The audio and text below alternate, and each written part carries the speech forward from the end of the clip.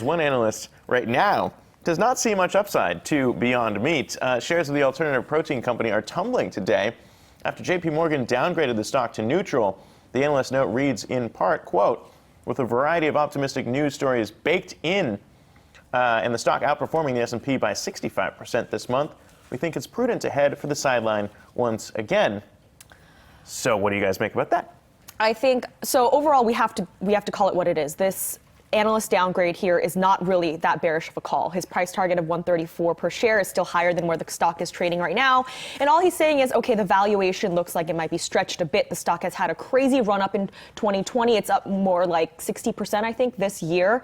And of course, we haven't even finished the first month of the year. So that stock has run maybe too far, too fast, according to Ken Goldman over at JPMorgan. And he's saying that a lot of the good news, meaning a lot of those partnerships that were announced, the expansion of the partnership in Canada with McDonald's, that coupled with Denny's announcing yesterday that they would be launching the Beyond Meat burger that they have across the U.S. and Canada, across, I think, 1,700 stores or so. All of that, great news.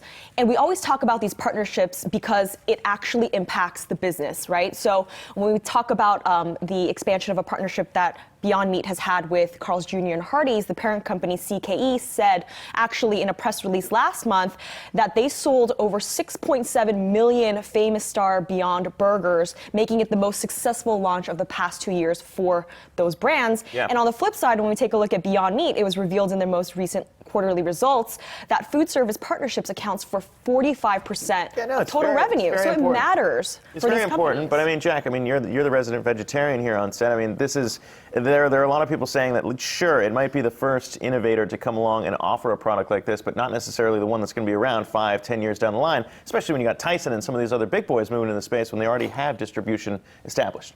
They do, but they got a long way to go because it comes down to taste. And when I make my Beyond Beef tacos and I make my Beyond Beef spaghetti and all the other dishes that I make with Beyond Beef, it tastes better than actually real meat. And I think that's the difference maker there, is that they figured out how to make that hamburger juicy. And I crave it, and if I know a place has it, I'll go to that place. And I think there's just so many people that aren't on the Beyond Beef train because they've never had it prepared well. And that's growing, because every time a new person that eats meat comes to my house, they leave out buying Beyond Beef. I'm just being honest with you, man. So, yeah, so maybe you should get a kickback. The room to grow. Yeah, man, I need a consulting agreement.